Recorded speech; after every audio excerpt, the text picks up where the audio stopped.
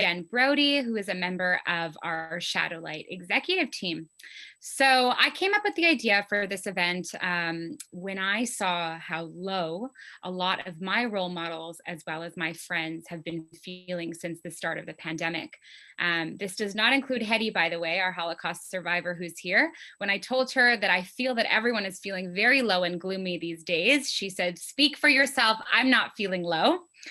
So I'm good. I'm glad that she's not feeling low, thank God.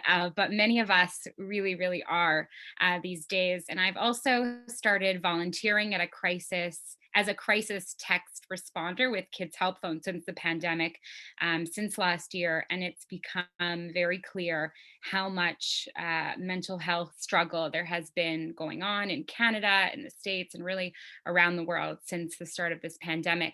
I spoke with my group and we basically decided to launch this speaker series called Shining a Light. Because I think that's what we need right now, a little bit more light. We realized in a way that we could further push Shadowlight's mission to learn from the past and shed a light on current issues and a way forward. I hope this gives us all a little boost and a sense of community, purpose, and meaning, and really helps us see not only the light at the end of the tunnel, but the light in the shadows themselves. So this is how it's going to work today. Marc Fein is going to give a talk. Then we will be able to interact through what's called a Google Jamboard, and you guys will see how that works in a little bit. Jen Brody will be running the Jamboard, and then afterward there will be some time for some questions, and during the Jamboard it's going to be pretty interactive. And without further ado, I'm going to introduce our speaker, Marc Fein. So Marc Fein is a personal friend of mine who I met in New York. The reason we came together and I thought he was incredibly cool is because he has led already 8 trips with over 500 students to Poland, on trips to Poland, and presented at J-Roots and Yad Vashem. So he's very involved in Holocaust education and very passionate about it. But he's also a young leader who really took it into his own hands to further mental health. Throughout Canada, America, Israel, and he's an educational consultant and mental health advocate.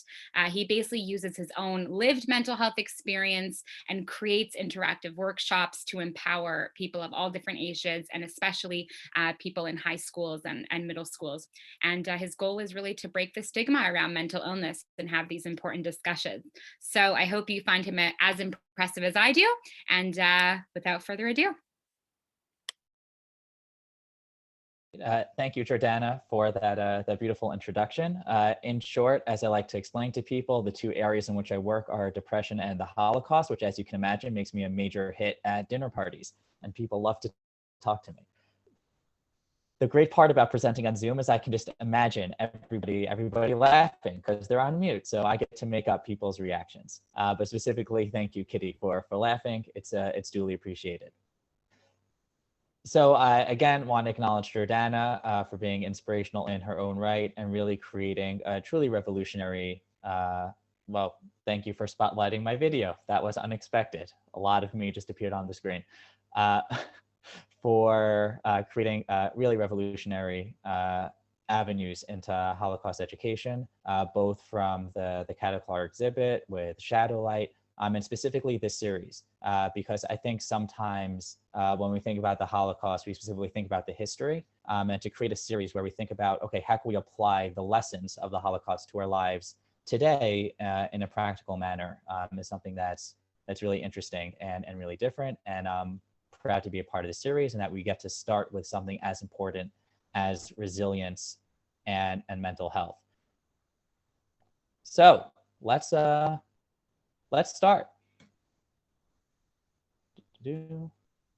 So tonight, what we're going to do for the first 25 minutes, half hour, is define what is resilience, go over a couple of skills and mindsets of resilience, and then I'm going to present 4 different models of resilience, all drawing upon different personalities from the Holocaust, each one with their own philosophy of resilience. We're going to examine a quote of theirs, pull out the principle, and then provide a couple of actions and reflections that you can do now and then hopefully take with you after the workshop concludes. After that will be the reflection and application with Jen and the Jamboard. For those of you who got the worksheet in advance, it's mostly going to follow that particular model. What I do encourage is, if you have any questions along the way, please put them in the chat and I'll do my best to address them. I want this to be as interactive as possible and also as applicable to your life as possible. So let's start with a basic question. What is resilience? What are we actually talking about tonight? So if you could put in the chat, how would you define resilience? What does that term actually mean? And if you could put in the chat, how would you define the term resilience? And let's see what words and what terms start coming up.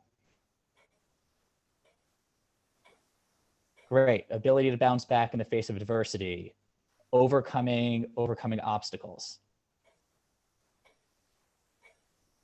persevering in difficult situations. Excellent. The ability and strength to endure challenges, being able to cope with life's challenges. Fantastic. So I'm going to offer an academic definition. Resilience means the skills, abilities, knowledge, and insight that accumulate over time as people struggle to surmount adversity and meet challenges. It is an ongoing and developing fund of energy and skill that can be used in current struggles. Now, what I love about this definition is that resilience is both a skill and it's also knowledge and insight. So it's both a mindset, it's a way of thinking about things, and it's also a skill. Skills are something that can be taught and skills are something that can be developed. Then it says that accumulates over time. It's not something that's static, but something that can actually grow and increase as people struggle to surmount adversity and meet challenges. That it's through the struggle that people accumulate and build their resilience. It's ongoing and developing. And what's the point? The point is to apply it to current struggles, which means resilience isn't something that's necessarily innate. It's something that can be developed over time, and it's something that is meant to be applied in order to meet current challenges. So it would be an example of a resilient skill or resilient mindset. So I'm going to offer two. One, being internally oriented and having an internal locus of control. So a locus of control is essentially, what do I feel like I have control over? So if you believe in an external locus of control, you believe that control happens outside of you, that there are circumstances and I respond to circumstances, or I am a victim to circumstances, as opposed to being internally oriented and having an internal locus of control, which means I actually can choose how I respond, that no matter what happens around me, I'm the one that's ultimately in control. The second, the capacity to construct productive meanings for events in their world that enhances their understanding of these events. That the events that happen around me, and this one is going to be very hard to hold on to, but the events that happen around me are neutral, and I get to choose how I want to create meaning out of that. And through creating meaning, that's going to enhance my understanding of what's happening around me. So as we go through the following four perspectives, I want us to go through with these two frames. That the internal locus of control, that I am the one who gets to decide how I react to what's going on around me. And number two, that I have the ability to create meaning for the events in the world and everything that's going on around me. Yes, David is pointing out it could be a property of groups and systems, not just a characteristic of individuals. 1000% correct. I'm focusing for the sake of this presentation on individual resiliency. we just as easily could be talking about resiliency of a family unit or a community unit, and how do you create a web of resiliency. I'm going to ask you to keep that in mind when we get up to the third approach when it comes to the freedom of resistance. So the first personality I want to present is Dr. Edith Eger. Famously wrote the book The Choice, and just came out with a second book called The Gift. She was born in Hungary. She's a psychologist. She's a survivor of Auschwitz and a specialist in the treatment of post-traumatic stress disorder. And the approach that I want to apply to Dr. Eger is the freedom of choosing the present. And here are the two quotes from the book. The first: to forgive is to grieve for what happened, for what didn't happen, and to give up the need for a different past. We don't know where we're going. We don't know what's going to happen. Just remember, no one can take away from you what you put here in your own mind. And what I love about these quotes is that one is really focused on the past, and that's outside of our control because it already happened. And the second quote really focuses on the future. We don't know where we're going. We don't know what's going to happen. And if you take a mental health perspective, I find for myself that depression tends to focus on what already happened, what happened in the past, while anxiety tends to be what happens in the future. And her entire book about the choice really focuses on the freedom that comes from choosing the present. I'm not going to live in the past. That already happened. I can let go of that. I don't know what's going to happen in the future. So the only thing I can control, to go back to that internal locus of control, is what's happening right now. How am I reacting to what's happening around me right now? How can I bring myself back into the present? So what are ways that we can do that, of bringing ourselves back into the present? And this is a formula I'm going to use for each of the perspectives: intellectual, physical, and emotional, also known as head, heart, and hands. Head, intellectual; heart, emotional; hands, physical. And for those that are fans of cognitive behavioral therapy, it's effectively that triangle of thoughts, feelings, and actions. The reason why I present all three is because different people are drawn to different sides of that triangle. And also that intervention is just another skill that people should have. So how can you be present in the moment? How can we develop that skill of resiliency for ourselves? So an intellectual might be, okay, who do I choose to be right now? And just asking that question, what does this situation require from me right now? From a physical perspective, from a body perspective, grounding myself in my body is a great way of bringing yourself into the moment. What am I feeling? My feet are on the ground. There's a technique called 5, 4, 3, 2, 1, or what are 5 things that I'm seeing, and 4 things that I'm hearing, and things that I'm smelling, and really bringing yourself back into the present moment. And from the emotional, just what am I feeling right now? What's generating that feeling? And these are all questions and techniques that can support being in the present and embracing the freedom of choosing the present. So Viktor Frankl was an Australian neurologist, psychiatrist, philosopher, author, and also Holocaust survivor in Auschwitz. He was the founder of logotherapy, school of psychotherapy, which describes a search for a life meaning as the central human motivational force. He is also most famous for writing Man's Search for Meaning, which is a phenomenal book. I try to read it every Tisha B'Av. And for him, I wanted to focus on what I call the freedom of creating space. And both of these quotes are from Man's Search for Meaning, that between stimulus and response, there is a space. In that space is our power to choose our response. In our response lies our growth and our freedom. And when we are no longer able to change a situation, we are challenged to change ourselves.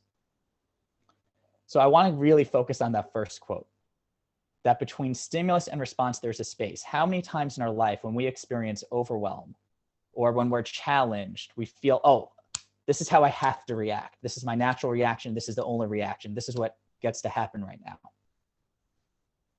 So what Viktor Frankl is arguing, that there's always a space between the stimulus and how we respond to that. And in that space, we get to decide what happens. And it's in our response that lies our growth and our freedom. So there are two specific things I want to pull out of that quote.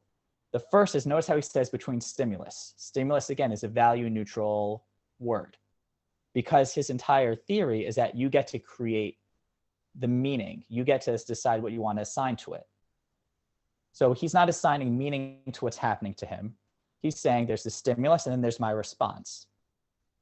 And that's how you create that space. So for example, in the camps, he gives the example of that no matter what the Nazis did to him, they could never take away his dignity, because that was something that was always separate from them.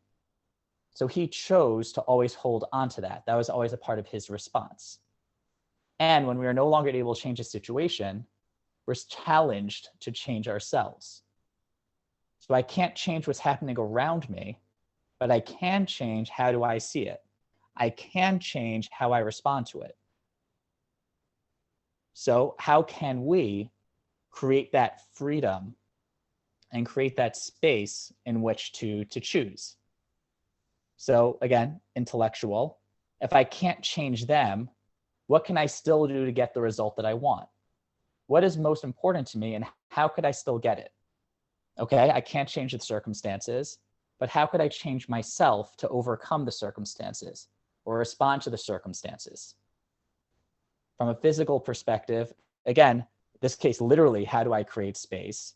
I have so much stimulus coming in from around me. I feel overwhelmed. There's so much going on. Okay, how can I slow down my body, take that deep breath,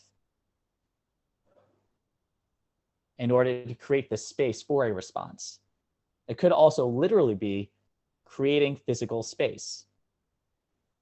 And again, on the emotional end from the heart, notice your initial emotional reaction. I feel. When this stimulus happens, how do I feel? Do I want to choose from that place? Okay, what emotion do I want to choose from? How could I access that? I like to make the distinction between what's my reaction, which is immediate, versus what's my response, which can be intentional and thoughtful.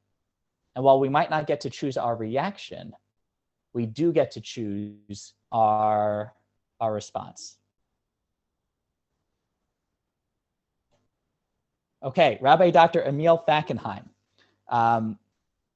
So Rabbi Dr. Emil Fackenheim was a leading Jewish philosopher and Reform rabbi who explored the essence of Judaism in the aftermath of the Holocaust. He was interned at the, I'm not going to try to pronounce that, concentration camp before he escaped with his younger brother to Great Britain, where his parents later joined him. His older brother, who refused to leave Germany, was killed in the Holocaust. He actually made his way to Canada before going to Israel. What Rabbi Dr. Emil Fackenheim is most famous for is in post-Holocaust theology. A lot of rabbis were reckoning with where was God in the Holocaust, what happens to the covenant with the Jewish people, what's their responsibility after the Holocaust. And he came up with what was called the 614th commandment, which is actually in the handouts. And we're going to talk a little bit about that in a moment. So for Dr. Fackenheim, we're going to talk about the freedom of resistance. That only in this midnight of dark despair does post-Holocaust thought come upon a shining light. The Nazi logic of destruction was irresistible. It was nevertheless being resisted. This logic is a novum in human history, the source of an unprecedented abiding horror. But resistance to it on the part of the most radically exposed, too, is a novum in history, and is the source of an unprecedented abiding wonder. That yes, on the one hand, this was this destruction, this evil that had unprecedented in history. And that's true, and that happened. And there was resistance to that evil, that even with everything that was going on, there were Jews that resisted, whether in the physical sense of the Warsaw Ghetto Uprising or the Partisanim, or in the spiritual sense of continuing to take care of each other or praying in the camps and a lot of those heroic spiritual stories. So how do we choose resistance? So one, what is the dominant energy right now, and how can I create the opposite of it? And recognizing that everything that has a reaction has an equal and opposite reaction. And if the darkness increases on one end, that also means that the possibility for light and resistance increases on the other. From a physical perspective, how can I act creatively or surround yourself with people and media that are creating a different vision than what's going on? And emotional, and this could be really challenging, is granting yourself permission to feel this emotion and its opposite in equal measure. And that's why I phrased it as choosing resistance. Initially, I was thinking about, focusing on bright spots or focusing on positive. I thought that was too trite. Resistance really captures the conflict that, yes, there is evil. Yes, there is suffering. And I am not denying that. What I'm suggesting, what Rabbi Dr. Emil Fackenheim was suggesting, was the power of resisting that, of saying this exists and I'm going to do something else anyway. And there's a power to that. And I think that also gets to that other mindset of both the internal locus of control, but also the creating meaning. I'm not giving in, if you will, to the dominant energy. I'm choosing to resist, and that resistance creates a meaningful conflict and a meaningful struggle and a purpose for myself in this moment. And Dr. Edith Eger, in her book, The Choice, also talks about the difference between being a victim and being victimized, and being in pain and suffering. And the idea that something can be happening to you and you can still choose to resist or choose to make a different choice in that moment. And finally, and this is the one that honestly is the hardest for me to put together, is talk about Rabbi Kalonymus Kalman Shapira, who is also known as the Eish Kodesh, which translates to holy fire. He was the chief rabbi of Piaseczna in Poland, who authored a number of works and was murdered by the Nazis during the Holocaust. He was most famous for his published sermons from the Warsaw Ghetto, also under the name Eish Kodesh. And I thought it was important to include him for two reasons. Number one, he provides his own fascinating take on response, which we'll talk about. And the other was I actually thought it was important to include someone who who wasn't a survivor. All the previous three survived. Rabbi Shapira, the Eish Kodesh, unfortunately was killed. He didn't survive the Warsaw Ghetto. And I think that gives a different perspective on the suffering. Because while the other three wrote their perspectives from a place of, we survived, how can I look back on the experience? He was writing it from his own experience, knowing that he wasn't going to survive, which I think both informs the perspective that he shares and also gives it a different emotional energy and weight. And for Rabbi Shapira, I want to talk about the freedom to act. And the quote from the Eish Kodesh is, "This strengthening itself acts to transform evil into good and bring blessing upon your people Israel." And I'm going to use religious language for a second and then translate it, because I believe it honestly transcends religion, what he shares. Is in his writings, and this is pointed out by Don Seaman, the article is quoted there, is from the Harvard Theological Review, that in his writings before the war, he spoke about something called hitlahavut, which literally means to bring oneself aflame, to live passionately, to connect to God and to connect to the world with passionate energy. And in his writings during the war, when he was living in the ghetto and confronting the horrors of the ghetto, he switched the language to hitgabrut, which means to strengthen oneself. And it's interesting to know how he shifted from a life philosophy of we're supposed to live passionately to we need to strengthen ourselves and overcome. And that's already I believe, a resilient strategy of the world that I was living in before doesn't exist anymore. And that philosophy that I had might not be relevant to the world I'm living in now, okay, in that case, what is my new life philosophy that's going to guide me? And that was the shift from Heat Lab to Heat Gab Brute, from living passionately to I'm going to overcome and strengthen myself. So how did that overcoming happen? That this is another way of saying that self-overcoming transformed divine judgment. How did that overcoming happen? So you can read testimonies of the Torah study that still happened and the prayer services that still happened and all the acts of worship that still happened.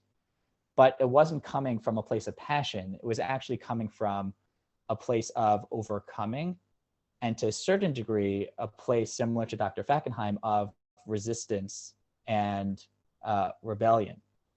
And how did that action work?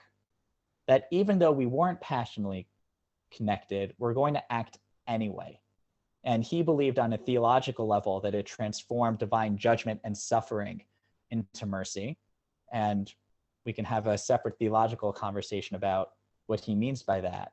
But I think it also means that through acting, I was able to transform that suffering into meaning. And I was able to create through action meaning for myself in this moment because I'm overcoming on some level what's going on around me. And for this one, transformational action, there isn't thought and there isn't emotion. When you're so overwhelmed, sometimes those aren't on the table. And really the question of the Eish Kodesh is, what can I do right now? What is a meaningful action I can take, even if I don't think it makes sense, even if it doesn't make sense, and even if it's against everything that I'm feeling? It's senseless. What could I do anyway?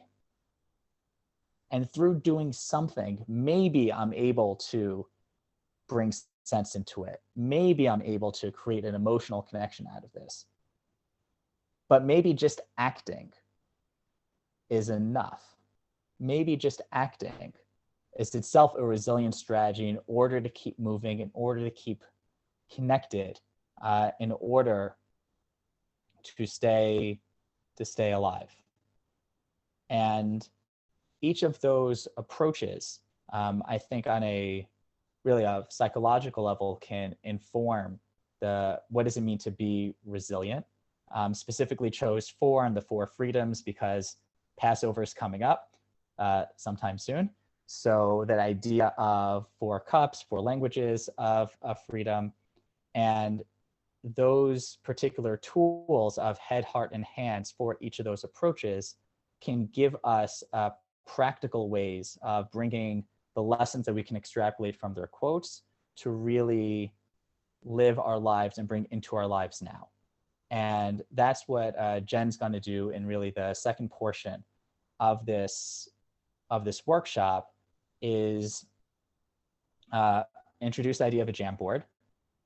And this is the opportunity for us to apply these principles, because it's one thing to talk about it and it's interesting on an intellectual level, and we could have fascinating conversations about any of the 4 personalities we presented and the definition of resilience and what does that mean and what are tools for it.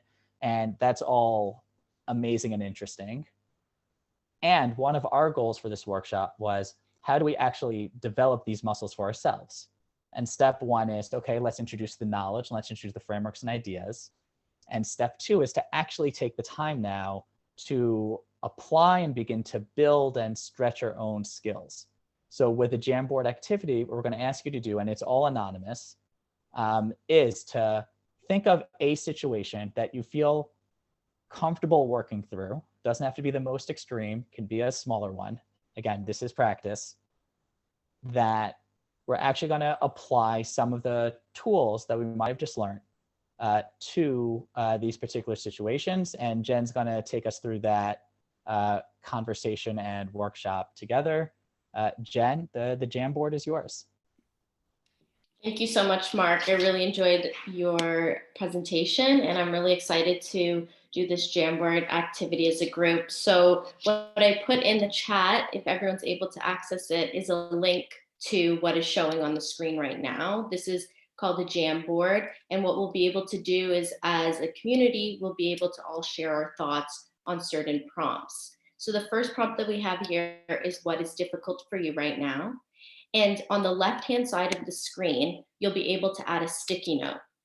So I don't know if you can see my cursor, but right here, the fourth icon down, there's something that says sticky note. If you click that, you will be able to write something on the sticky note and you'll be able to paste it on the board. So see, I wrote hi, then you'll be able to move it around and it'll become part of the board. And the idea is that everyone can share an idea, something anonymously, and put it on our Jamboard. So we have a visual representation of that. So if everyone wants to give that a try and think of something that might be difficult that they're wanting to share, they can click on the left-hand side on where it says sticky note and put something there. So somebody wrote, teaching in a pandemic. That is definitely difficult. I couldn't imagine trying to rally students in a virtual world. Being isolated from family and friends. Yes, I agree. Anxiety for the next few weeks. Is it going to get worse or better? Hopefully better. February weather. Recent passing of my grandfather. I'm very sorry for your loss. Missing my friends. Too much free time on my hands. That's why it's great we have events like this. Finding meaning without retail therapy. I agree. I've done lots of online shopping. New medical concerns. Working from home, finding work-life balance. If anyone wants to come on mute and speak to their point as well, feel free.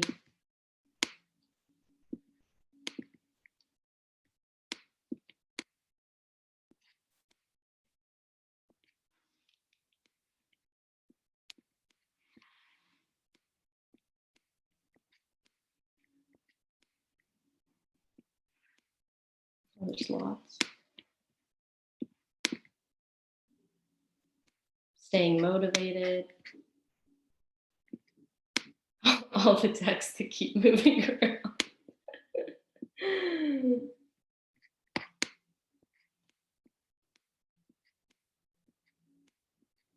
And something that I just want to point out reading the Post-it notes, even as they're moving around, is to notice how almost all of them are external circumstances. And most of them, almost all, maybe with one exception, don't include any evaluative language in them. Like it doesn't say, oh, bad or challenging, or like, oh, February weather, getting old, balancing work and family from home.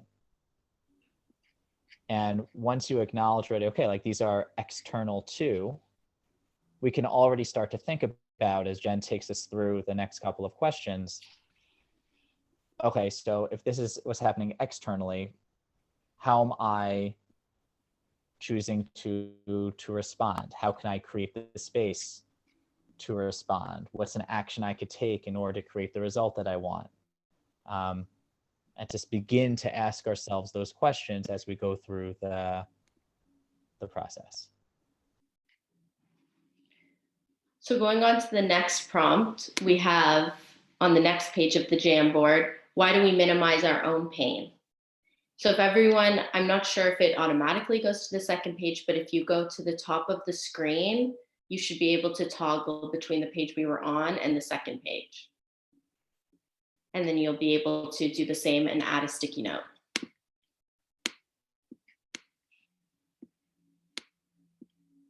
Because others have it worse, to distance ourselves from it.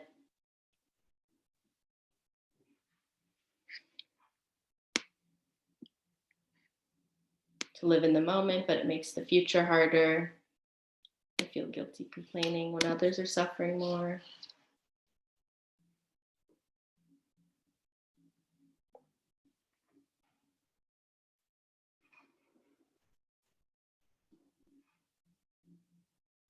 Feels protective.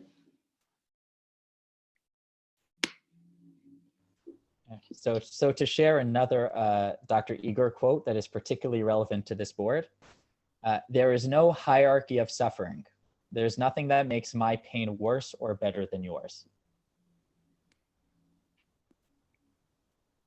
To add on to that, Viktor Frankl, I think, also has a quote where he talks about suffering being like filling a vessel with gas, like filling a jar with gas, right? It doesn't matter how much gas you pump into the empty jar, it will spread through the jar evenly. So in that way, you know, whether you were in this camp or that camp, or from Poland or from Hungary, or, you know, if you, you know, have someone who died from COVID, or if you've been stuck in your house for a year, in the same way, suffering fills people fully and thoroughly, and there is no way to compare suffering. It's wrong to everyone, and definitely to ourselves.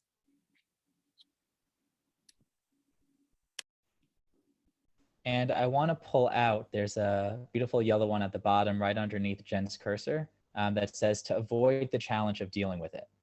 And this is something that we noticed as well when it comes to the stigma of mental health. It's what I like to call the if I don't admit it doesn't exist, if I don't admit it doesn't exist, if I don't admit it doesn't exist, and if I don't talk about it, it definitely doesn't exist. And we know it exists, but we think, oh, if I minimize it and I don't talk about it and I say it's not a big deal. In the Orthodox Jewish community, there's a trend that I like to call Baruch Hasheming, which is, oh yeah, like everything's awful, but like Baruch Hashem, it's going to be okay. Like, oh, but thank God, like everything's going to be fine. Like we don't need to include the second half of the sentence. We're not there yet. We're not being true to our emotional experience and our experience of reality if we immediately try to band-aid it. You can't band-aid an open wound. It's the equivalent of someone sharing something really challenging with you and you go, oh, but at least, no, like you get to accept, you get to be with, because only when, and this also comes out in the resilience literature, only when you acknowledge the reality of what's happening can you begin to respond and begin to manage it. Otherwise, all your energy is going to denial as opposed to going to confronting and to working with. So the first step is really accepting. Okay, this is what's happening. Now what? But you can't now what until that acceptance happens.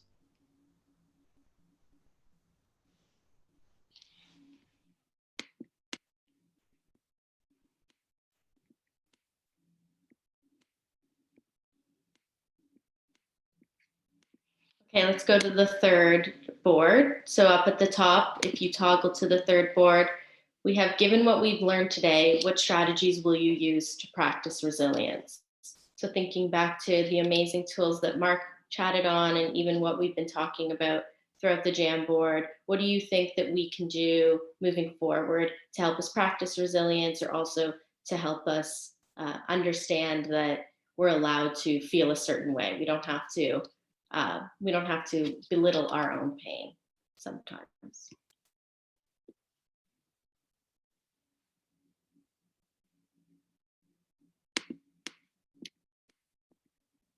Live more in the moment, work with the current situation, learning from our survivor heroes, absolutely.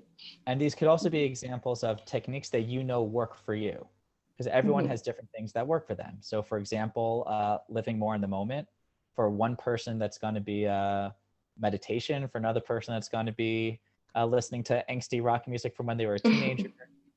You can guess which one I tend to choose. And it's really about identifying also what works for you, because when you identify, okay, here's what's in my personal toolkit, when a situation does come up, you're already going to know, okay, here's what I can do, as opposed to trying to figure it out in the moment.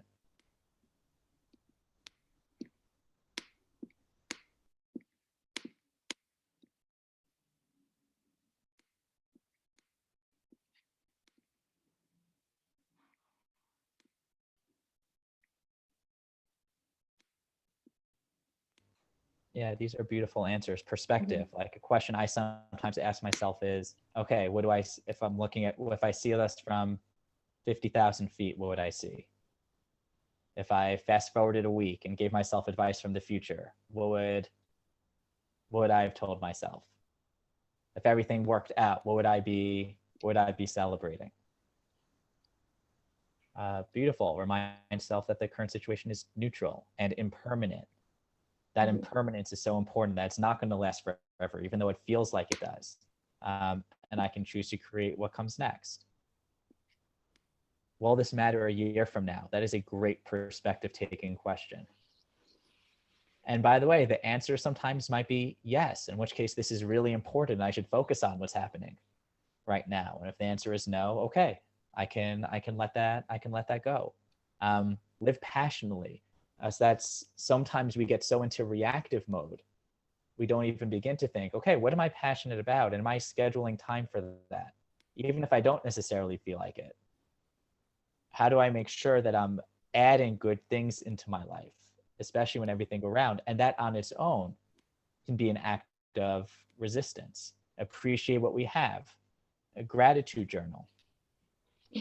Keeping track of who you're thanking over the course of the day. Maybe it's giving a mission to yourself to thank 5 people over the course of the day and really build that habit, acts of intentional kindness. Beautiful. Thank you for sharing that in the chat.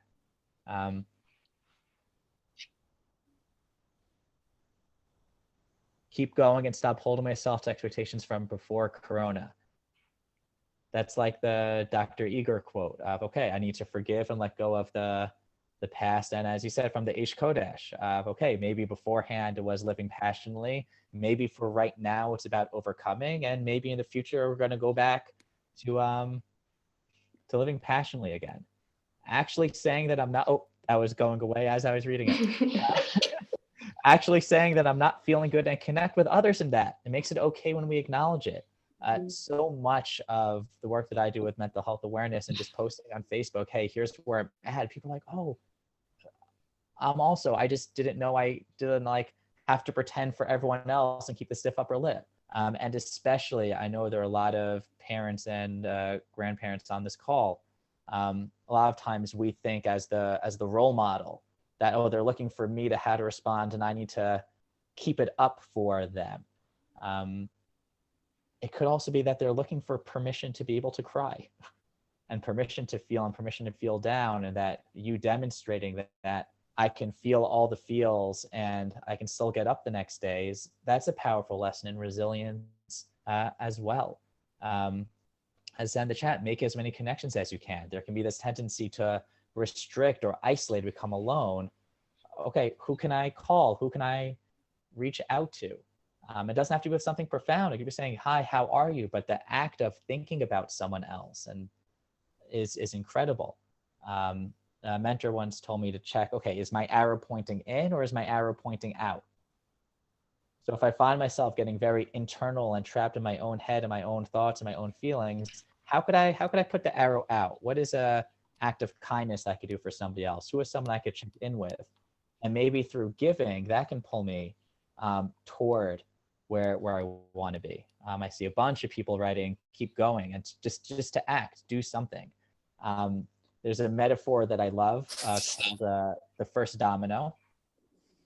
And it's the most boring YouTube video ever, so I don't recommend watching it, but I can post it in the chat. Any physicists? I'm sure there's some physicist on the call, and you can check the math. But a domino that is 500 millimeters high, so like tiny domino, can knock over a domino 1.5 times its height. So how many dominoes would it take to knock over the Empire State Building? I don't know how many dominoes it take to knock over the CN Tower. I'm sorry to the Canadians, but as someone from New York, the answer to knock over the Empire State Building is 27. It is only 27 dominoes. But sometimes in life, when we get overwhelmed and we think about, oh, what do I need to do next? We can only think about the Empire State Building. Like, oh, I can't possibly push that over. Like, that's impossible. And honestly, you're right. It is impossible to push that over. Thankfully, you don't have to. You just have to knock over the first domino, which then leads to the next domino. So a technique I use for myself when I'm feeling overwhelmed is, okay, what's the first domino? What is the smallest possible thing I can do right now in order to take action? because an object at rest stays at rest, and an object in motion stays in motion. So what's a small thing that I can do just to get going? And it might be as small as getting out of bed in the morning. It might be as small as opening up the word processor to start my grad school paper, which I'm currently procrastinating. But that might be the small thing that's actually a big thing. Ditto when it comes to self-care or gratitude. Like sometimes we think it has to be massive, when in reality, the smallest thing could be what changes the momentum. Yeah, so the latest sticky note basically loosely translates to, if we wait to feel the feeling, we might be waiting a really, really, really long time. And sometimes you just have to start the thing. And after you start the thing, then the feeling comes along with it, which is also true in a cognitive behavioral therapy, and why we broke it up in the presentation between the thought, the feeling, and the action, because they all influence each other. And so people can start with what's easiest for them, where they feel most connected to. Yeah, I mean, I could keep going through all of these notes. It's incredible. But also, if anyone has questions or something you want to follow up on, you could either put it in the chat, unmute yourself. I think at this point, our goal is really to create a conversation as we, oh, so exciting, there are more sticky notes, to apply going forward. And sorry, Jen, for stealing the mic. I just got really excited. No, I appreciate it. Maybe what I can do now is I'll stop sharing my screen so we could see more of each other. And if anyone has any questions, they can either ask in the chat or just speak.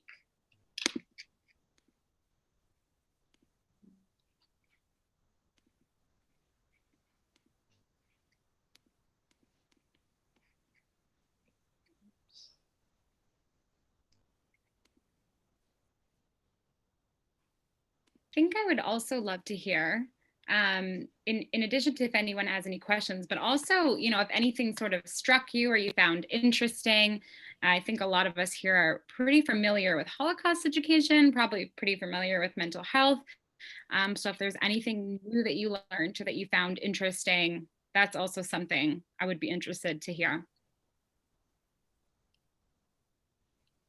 Who's going to be the first one? Yes. Oh, yes. Me? Yes, go. Take it away, buddy. All right, pal. I think Mark made a really good point in the beginning about how when we try and control the past, that is perhaps depression, and when you try and control the future, that can be seen as anxiety.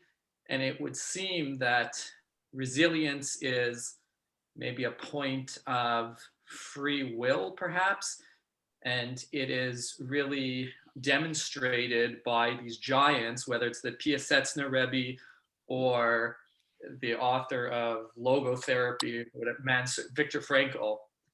That's basically, not living in the past, not living in the future, living in this horrific place, but having enough emunah, or having enough connection to real depth to transcend the situation that they're in. So I personally believe, which it might be a little controversial, but there is a hierarchy to suffering. It just so happens that it doesn't really matter, and that somebody who's not suffering a lot and stubbed their toe is actually in a lot more pain than somebody who's going through something horrific.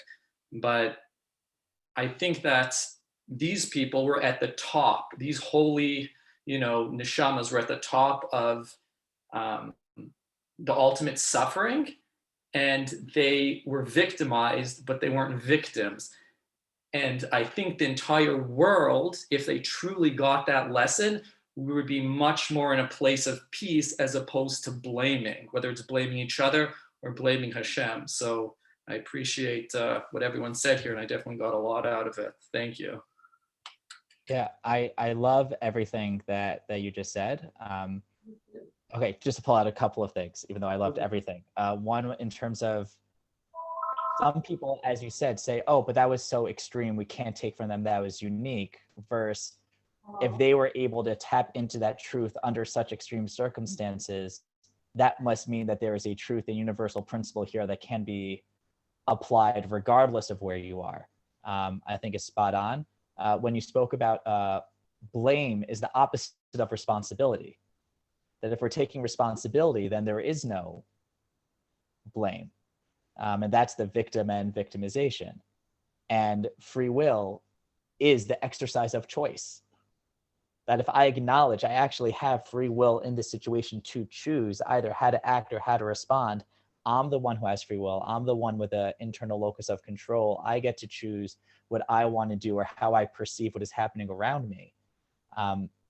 It's something that is such a both like simple theological point, but also profound, that I have free will in every situation that I'm in. I have free will at every moment to make a new choice. Is incredible. And thank you for framing it that way. Yes, our beautiful Georgine, also a Holocaust survivor. Oh, sorry, Georgine, your mute is on, your mute button, so we can't hear you. Can you just click it again? Okay. Yeah, there you go. For me, the most important point for me was one of the most important points that you mentioned, that what is very important for us to realize that we have no control over anything that is happening to us, but we always have the choice of how we're going to react to it. Yeah. And Viktor Frankl was a very good example of that. He was living in the concentration camp, and he knew that just by thinking he cannot get rid of a bullet coming at him or somebody wanting to kill him, but he was always in charge of his own feelings and his own thoughts. And so for me, that is the most hopeful situation, where I know that no matter what happens to me, I'm going to have the ability to handle it. I might not come out of it successful, but I will handle it the best way I can. So the idea of choice is very, very important.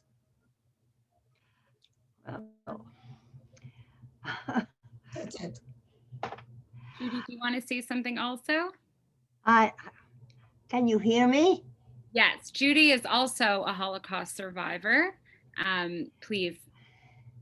I must say that I am not much for abstract thinking.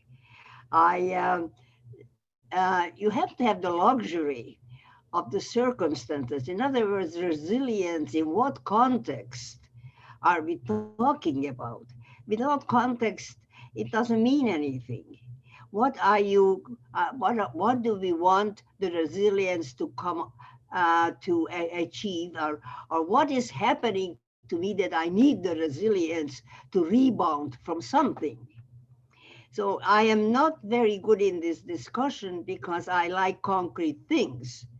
There are circumstances when no matter concentration camp situation was one of them, everything was beyond your control, even sometimes your own feelings, because the external pressures would vary so quickly. What influences that particular moment or hour, your even your thoughts, that you can go through this thought process that we have a luxury here now in nice peaceful Canada and nice peaceful homes, and the weather could be raging outside, we're still comfortable.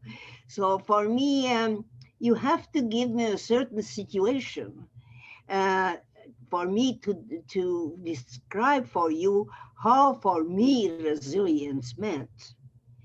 Right through, I'm between 92 and 93. I went through a lot of different circumstances, but I was asked this same question before the article was written about me in Zoomer.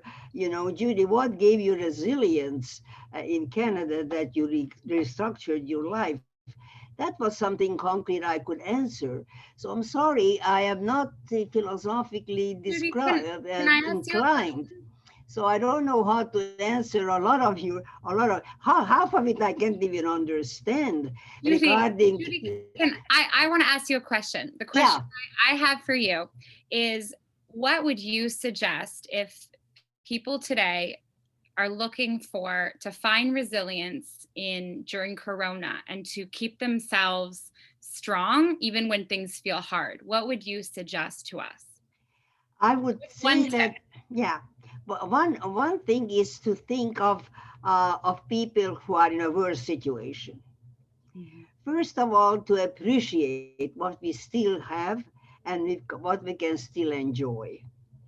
And this way, you can somehow make peace with it, at least for the time being, what we have.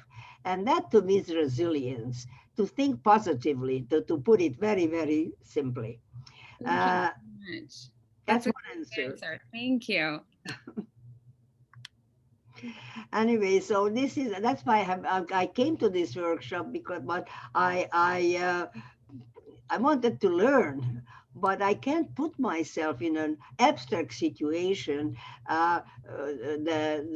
in which I need resilience in an abstract way, because I find that every time I needed resilience, it was to rebound from something.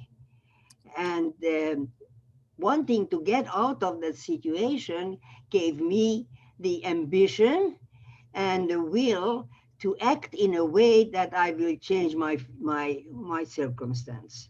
So Thank you it so has much. to do a lot about my upbringing, my value. Do I want to stay in this situation, or do I want to better myself? It's a really a totally narcissistic approach. How can I better my life? Thank So you. And at I least that's really how wanna, it was. It worked Thank out in my life. So that's about all I can tell you. That, Thank you. and this yeah. is how I'm going to go on for a few more years, I suppose. I am I am I hope more perfectly than, okay with the pandemic.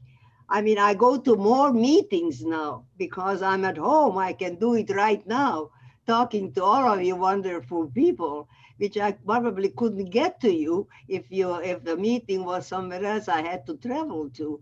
So there are Judy, thank certain you so circumstances much. now that It it's was positive it in was the so pandemic. nice to hear from you. Thank you so much for sharing. And I'm sorry that about the abstract.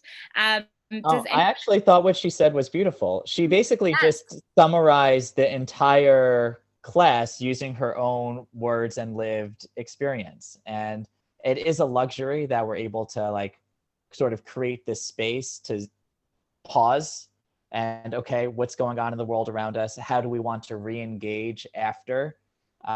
It's an absolute luxury that we have.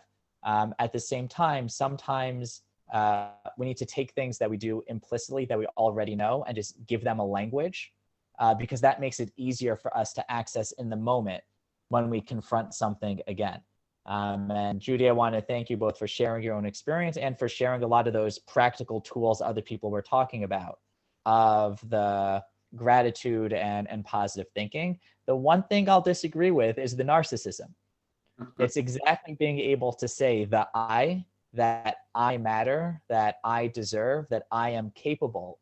I think that some of that dignity comes from, and the ability to act comes from, and might just be a reframe to think about. thank you so much. I think we'll wrap up now because it's been an hour. Thank you all so much for coming. I am so impressed by the intentionality here. We're so lucky to have all the survivors here that we do, and really people from every age bracket, all over the world. It's just very, very special. Like Judy said, would this even be able to happen if it weren't for this? And to just wrap up, I want to ask, which is basically what we've been asking the whole time, is what does resilience look like? I've heard a lot of people say I'm not as productive as usual. And a lot of people may think that being resilient means, bouncing back, like someone said in the beginning, and maybe that is the way we see resilience, but maybe now resilience looks a bit different. And resilience isn't being our best necessarily. Maybe it's doing half of the tasks we would have done normally. Maybe it's not getting dressed in the morning, but working in our pajamas. Maybe it's getting half dressed and only wearing our pajama pants, but wearing, a nice shirt. I'm currently wearing a dress with pajama pants underneath. So, there's resilience can take many forms. And I think it's important for us to really be kind to ourselves in this time and understand that even if we do a little bit more every day, that's pretty wonderful, and to keep being resilient. So in exactly 1 month, if you enjoyed this talk, we will be having another talk for our Shining a Light speaker series. So March 18th, it's going to be very exciting. We haven't announced yet what we're going to be having, but it's a very inspiring speaker that's going to be coming. And I hope you guys will all come back and join us for that. Please like us on Facebook or follow us on Instagram. You can go on our website. Please reach out to us directly, me, Mark. We can put our emails in the chat so you have our direct emails. And we just want to hear from you and hear what you thought about tonight. And I really believe that that we're all, doing our best, and thank you for being resilient every day in whatever that looks like for you. Thank you, Jordana. Thank you, Mark. Wonderful evening.